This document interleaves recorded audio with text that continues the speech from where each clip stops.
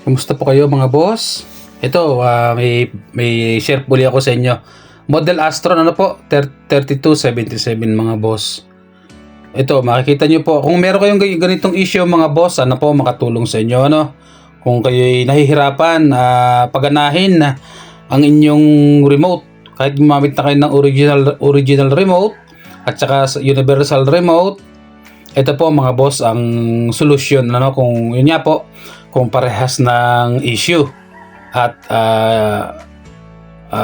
kahit hindi ka parehas ng model, basta parehas ng issue. Kahit hindi Astron mga boss, pwede po ito i-apply, ano, pwede itong gawin sa inyong TV. Yan, dito mga boss, meron tayong dalawang remote dito. Okay, ito ang ating i-test.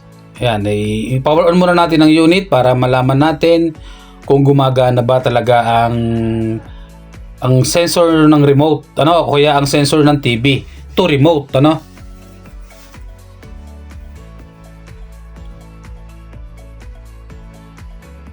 Marami pong nangyayaring ganito katagalan ng unit. So yan, ito mga boss. O, paano natin malalaman mga boss, ano, na gumagana ang ating remote? Kasi yan, dito papakita ko po sa inyo kung paano ang basic na paraan, ano, kung paano malalaman. Kasi syempre yan, iti-test natin sa TV yan tapos hindi pala gumagana. So paano malalaman natin, ano mga boss? Kuha lang kayo ng cellphone mga boss, i-open nyo ang camera para malaman nyo po na gumagana ang inyong remote at battery, ano. Dapat po magbi-blink yan ng violet, ano, yung sensor ng remote. Dapat magbi-blink yan mga boss. Yan. Sundan nyo lang po, yun. So may nakikita kayong blinking violet, ano, light violet. Medyo ito po mas malinaw. Lapit natin sa camera. Yan, ito mga boss. So, excuse me po. Blinking, ano mga boss, na light violet. So meaning gumagana ang remote natin at saka yung battery, no.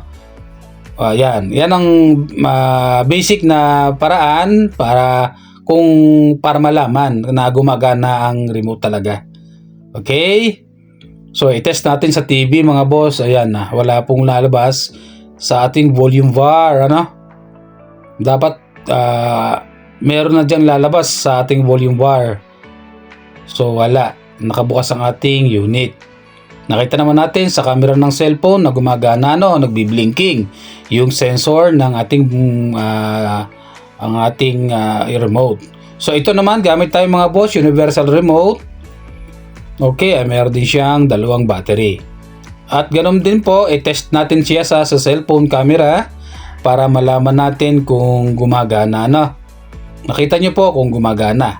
So, yeah, gawin po ninyo yan sa inyong mga remote para malaman nyo mga boss, ano, kung duda kayo sa battery o sa remote nyo. Gawin nyo po yan. Tapat nyo lang sa camera ng cellphone. So, yun. So, dito, na-test natin na blinking din yung sensor.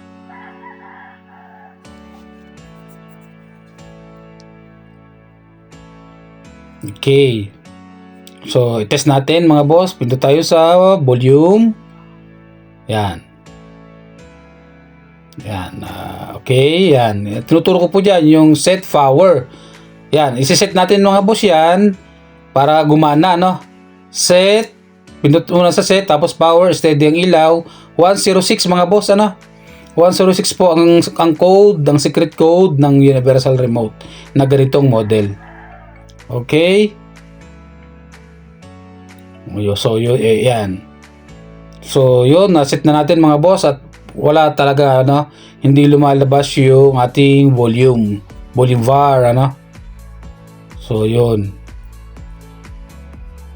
wala talaga mga boss. So meaning mga boss, may problema po tayo sa sensor ng TV, ano. Dalawang remote ang ginamit natin ay wala po talaga.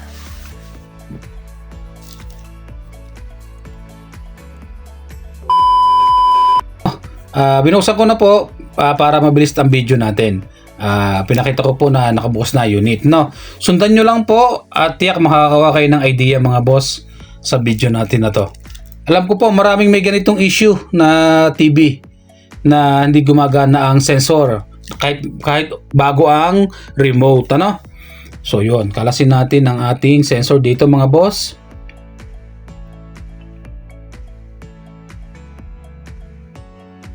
Okay, so yun. So yan mga boss, lapit natin sa camera. Dito makikita nyo po, ayan mga boss, ano, sobrang kalawang na po. IR sensor infrared po ang tawag dyan mga boss. Ano, kung order kayo sa online shop. Okay, so yun, nakita natin mga boss ay kalawang na, no? So ito ang ipapalit natin mga boss. Kumuha tayo sa mga sirang TV. Kung wala kayong mga boss, mga yung halimbawa sirang TV, wala kayong makunan, na-order po yan sa online shop. IR sensor infrared po ang tawag dyan, ano? Yun. Para kung sakaling 3 pins lang po yan, 3 pins, meron po yan 4 hanggang 5 yata. Ayan. 3 pins lang po yan, hanggang 3 pins lang ang ipapalit natin. So yun, dito kukunin natin. Marami naman po akong mga spare parts. Okay, so yun, kuha na lang po tayo. Yun nga po, kung wala kayong ganyang parts sa online shop, marami po niyan. So yun, dito kalasin natin mga boss. Dito malalaman natin ang result, ano? Kung ano magiging result after mapalitan. Kasi kitang-kita naman po na sobrang kalawang ang ating IR sensor mga boss. Kaya ito, papalitan natin ng good pa na sensor. So yun mga boss, ano, walang kalawang, maganda pa. Yan.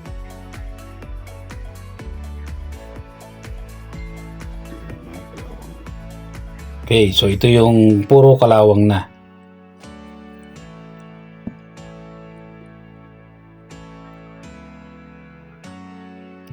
Siyempre, lilinisan niyo po muna mga boss yung pinag-anuhan ng kalawang. Ano po?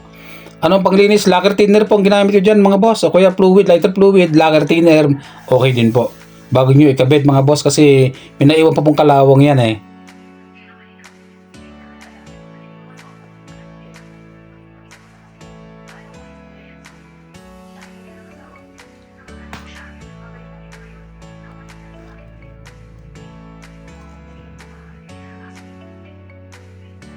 So dito, okay mga boss, sundan nyo lang po mga boss para makita nyo po kung anong pwedeng solusyon, ano. Kahit kayo po kaya nyo lang gawin mga boss. Pag mga ganyang issue, kaya nyo na po yan. Kung halimbawang nahirapan kayo, pwede naman po kayong idalhin nyo na lang sa repair shop. Pero kung kaya nyo po, ito po ang guide nyo. So yun, napalitan na natin mga boss, ano. Sana gumana na po ang ating sensor, TV sensor.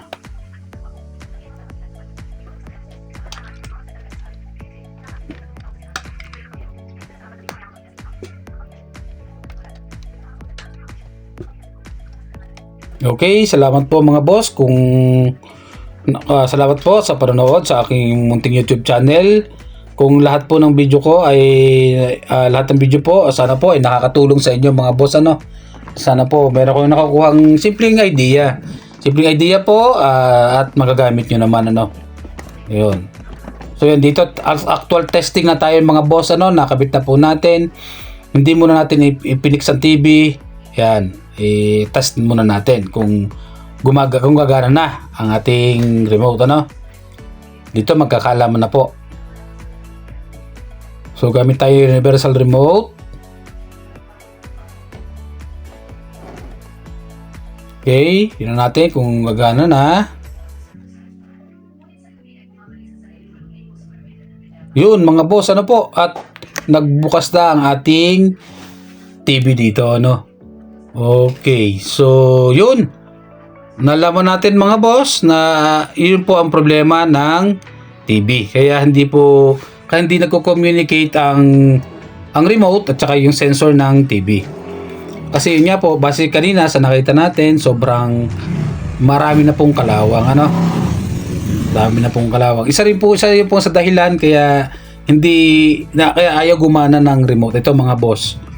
Yun, na-adjust na natin ang volume, nalalakasan at nahihinaan na natin mga boss, ano. At tiyak fully functional na po ito mga boss. Yun po. Yan, no? Na-adjust na natin lahat ng settings.